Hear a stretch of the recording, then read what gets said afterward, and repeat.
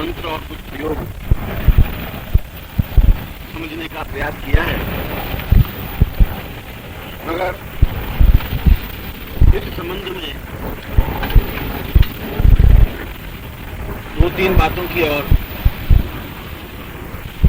मैं आपका ध्यान आकर्षित करना चाहूँगा। आज मुझे दो तीन पत्र मिले हैं, उसमें एक पत्र का सार यह था कि क्या इस साधना में कुछ विशेष ध्यान रखने की जरूरत है। निश्चित रूप से अन्य साधनाओं में तो भले ही कुछ शिथिलता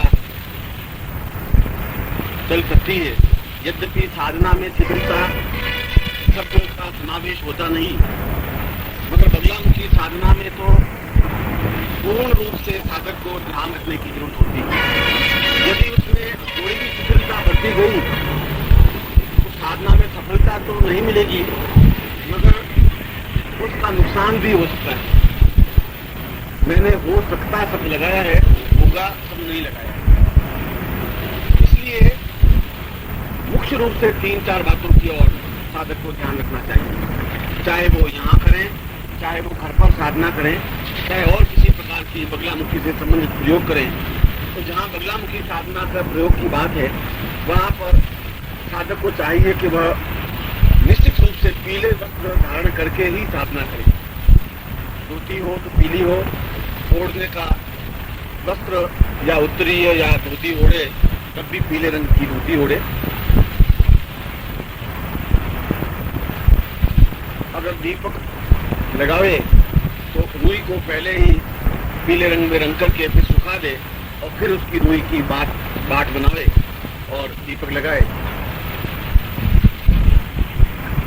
यथासंभव हल्दी की माला का प्रयोग करे, अन्यथा हल्दी मालाओं का प्रयोग किया जा सकता है। भूल करके भी साधना काल में मद्य या मांस का प्रयोग नहीं करे, मांस नहीं खाए, शराब नहीं पिए और तामसी वृत्तियों का प्रयोग नहीं करे।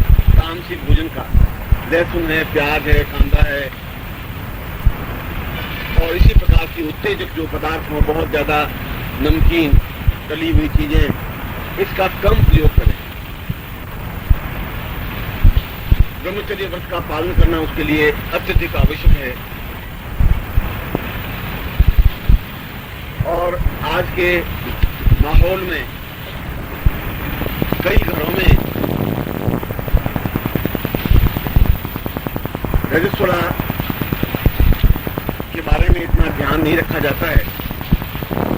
रजस्वला स्त्रियां भोजन बना देती हैं, पति भोजन कर लेते हैं। और जहां तक मेरा अनुभव है, साधना की दृष्टि से सबसे ज्यादा निम्न स्तर की ये बात, रजस्वला स्त्री को कतई इस प्रकार की साधना नहीं करे और यदि रजस्वला स्त्री हो तो इस प्रकार का भोजन बना करके अपने पति को नहीं खिलावे और न वो अपने हाथ से पानी पिलावे, न पानी भरे। इस बात का ध्यान रखे। पति को तो खास तौर से ध्यान रखने की जरूरत है। कुछ संस्कारी घरों में तो इस प्रकार की स्त्रियां न भोजन बनाती हैं और न पानी भरती हैं, न किसी सामग्री को स्पर्श करती हैं, न पूजा रूम में जाती हैं। मगर कुछ आधुनिक घरों में इसका प्रयोग कठोरता से नहीं होता है। उनको चाहिए कि वे इस प्रकार की साधना में तो पूरी सावधानी बरतें। स्त्री को खुद को चाहिए कि वह इस प्रकार की स्थिति आने नहीं दे और अपने धर्म को और अपने पति के कर्तव्य को निम्न नहीं होने दे। खासतौर से मैं इसी शब्द पर आपका ध्यान आकर्षित करना चाहता था और इसका दृढ़ता से पालन करना चाहिए। और अगर कोई महिला इस बात को छुपाती है तो स्वयं दोषयुक्त होती ही है और घर को भी दोषयुक्त बनाती है। रजस्वला समय 5 दिन का माना गया है। जिस दिन से रजस्वला हो उस दिन से 5 दिन तक रजस्वला कर्तव्यों का निर्वाह करे, ऐसा मनुस्मृति में उल्लेख है। और यदि कोई बहुत अधिक बाधा आ गई हो जैसे चौथे दिन ही कोई विवाह संस्कार हो, चौथे दिन ही कोई धार्मिक कार्य संपन्न हो रहा हो जहाँ उसकी आवश्यकता अनुभव होती हो, तो वह चौथे दिन बिल्कुल निराहार रहकर के 5 दिन उस कार्य में भाग ले सकती है, यदि वो बिल्कुल चौथे दिन निराहार रहे तो। मगर फिर भी यथासंभव इस प्रकार के प्रसंगों को टालना चाहिए। यह तो एक जो प्रश्न था और वह एक सही प्रश्न था, क्योंकि यदि हम शुद्ध और सात्विक नहीं रह सकेंगे तो हम किसी प्रकार का लाभ भी नहीं उठा पाएंगे। इसलिए हम मन वचन कर्म से शुद्ध हों, सात्विक हों और घर में अच्छे संस्कार डालें। यदि माँ इस प्रकार के संस्कार डालेगी तो लड़की भी अपने ससुराल जाएगी, इस प्रकार के संस्कार बने रहेंगे। और यदि माँ ही बिल्कुल फॉरवर्ड हो जाएगी, आधुनिक हो जाएगी, तो बच्ची तो हो ही जाएगी।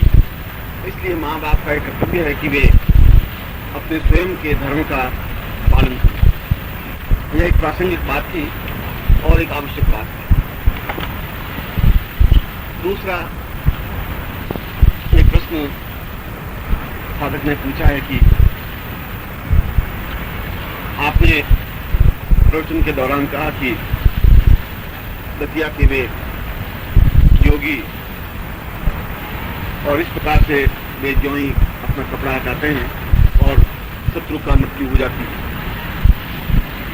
तो उन्होंने कहा कि मैं स्वयं दतिया के पास का ही रहने वाला हूँ और मैं उनसे मिला हूँ और इस प्रकार की स्थिति मैंने खुद ने देखी है। मगर उन्होंने कहा कि मैं स्वयं उनके पास 20-25 बार गया उनसे साधना सीखने के लिए इस प्रकार की, तो उन्होंने किसी प्रकार की मुझे तवज्जो नहीं दी। इसका क्या कारण है और यह साधना कौन थी? तो उसके 2 प्रकार के प्रश्न हुए कि मुझे तवज्जो नहीं दी, इसके क्या कारण है। तवज्जो नहीं देने का कारण गुरु और शिष्य के बीच में और कुछ नहीं होता। यदि शिष्य में आंतरिक तड़प होती है तो गुरु को ज्ञान देना ही पड़ता है। हो सकता है कि आपकी तड़प इतनी स्ट्रांग नहीं हो, इतनी बलवान नहीं हो कि आप उनको आप्लावित कर सकें, आप उनको प्रभावित कर सकें। यदि आप ये चाहते हैं कि मैं उनको मिठाई भेंट करके या 100 रुपये भेंट करके या दूर से नमस्कार करके ही कोई ज्ञान प्राप्त कर सकूं, क्या अच्छा योगी इस प्रकार के छोटे मोटे उपहारों से और छोटे मोटी प्रशंसा से प्रभावित नहीं होता। दूसरी बात, इस प्रकार की साधना को सामान्य रूप से दिया भी नहीं जाता, क्योंकि इसका दुरुपयोग हो सकता है, होता है।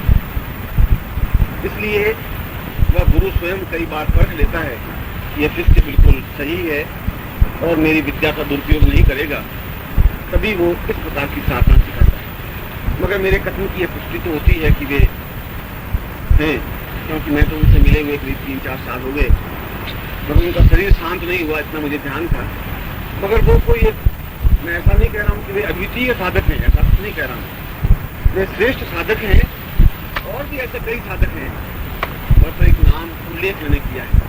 उनकी मैं प्रशंसा करता हूँ, सम्मान करता हूँ उनके ज्ञान का, और वे श्रेष्ठ योगी हैं। मगर भारतवर्ष में और भी ऐसे योगी हैं जो इसी प्रकार की साधना में सिद्ध रखते हैं। उस प्रश्न का दूसरा प्रश्न था कि वह कौन सी साधना है। इस साधना को वल्गा सम्मुखी साधना कहते हैं। नामकरण तो मैं आपको समझा देता हूँ। वल्गा सम्मुखी साधना और वल्गा सम्मुखी साधना का यह दुर्वासा ने इस साधना को प्रारंभ किया था। दुर्वासा मुनि पुनीत है और दुर्वासा के क्रोध को तो पूरा संसार जानता है,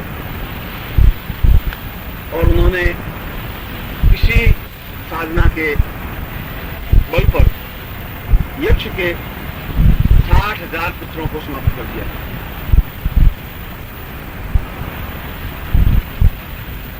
इसीलिए यह दुर्वासा प्रणीत साधना है और बगलामुखी साधना से ही संबंधित साधना है।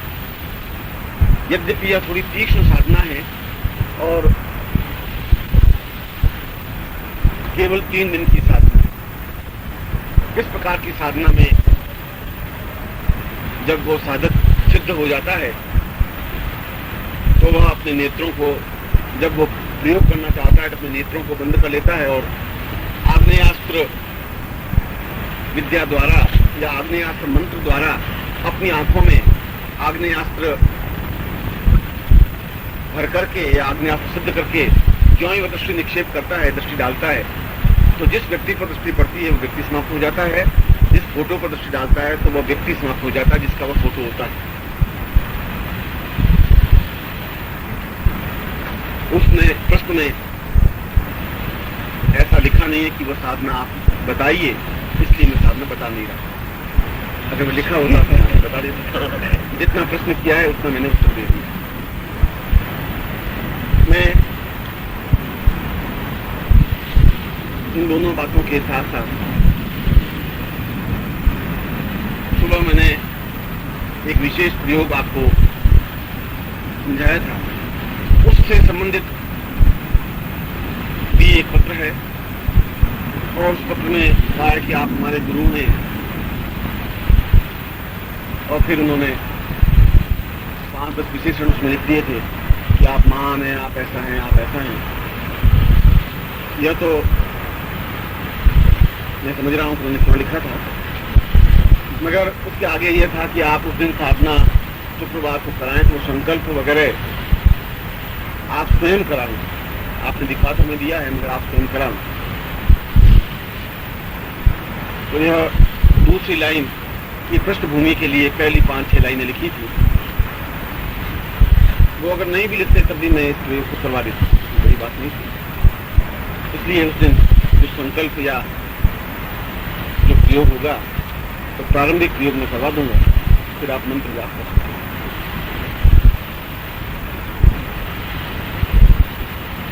बगलामुखी साधना के मंत्र और प्रयोग के साथ साथ बगलामुखी के स्वरूप को समझना भी हमारे लिए आवश्यक है। बगलामुखी क्या है, कैसी देवी है, क्या स्वरूप है, क्या चिंतन है, क्या प्रक्रिया है, और देवी बलगा को हम अपने शरीर में कैसे समाहित कर सकते हैं। इस शरीर में समाहित करने की क्रिया तो मैंने सुबह आपको समझाई है कि वह श्रृंगार संग वो जब में मंत्र सिद्ध हो जाए तो आप उसको पूरे शरीर पर जो मैंने फेरने की क्रिया समझाई है वह अपने आप में बगलामुखी को अपने शरीर में समाहित करने की क्रिया का एक पक्ष है। मैं आज उस देवी बगलामुखी के स्वरूप को आपके सामने मूल रूप से 3 तत्व व्याप्त हैं, जिसको सत्व, रज और तम कहा जाता है। तमोगुणी, रजोगुणी और सतोगुणी। जो सात्विक होते हैं, जिनकी इच्छाओं पर नियंत्रण होता है, जो कम पदार्थों से भी अपना निर्वाह संपन्न कर लेते हैं, वे सतोगुणी कहलाते हैं। जैसा भी है, जिस प्रकार से भी ये जीवन, उस जीवन में अपने आप को एडजस्ट कर लेता है और जिसमें संतोष आ जाता है, वे सतोगुणी।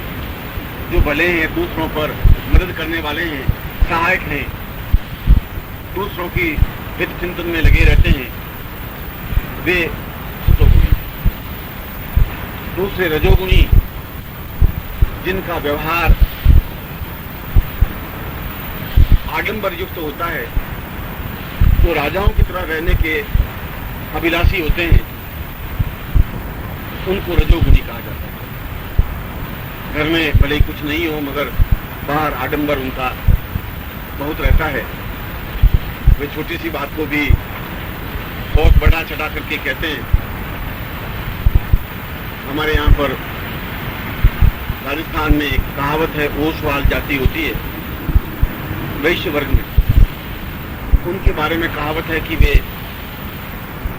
बहुत ही नफीस ढंग से बात करेंगे। मेहमान कोई आएगा तो अपनी जो भी ड्राइंग रूम होंगी उसके बिठाएंगे और बिठा के कहेंगे कि नौकर को कि शरबत ले आ, नौकर पूछेगा कौन सा सबक लाऊं, केवड़े का, मोगरे का, हीना का, चमेली का? इसकी नहीं, बिदाम का सबक ला। बिदाम उन्होंने जिंदगी में देखा नहीं होगा, मगर नौकर को कहेंगे कि बिदाम का सबक ला। तो नौकर जाएगा, जाकर के 2 मिनट बाद वापिस आएगा। उन्होंने कहा कि बिदाम तो कल आपने हेमराज जी को 5 किलो तो दे दिए थे। तो बैठा बैठा सुन रहा है मेहमान,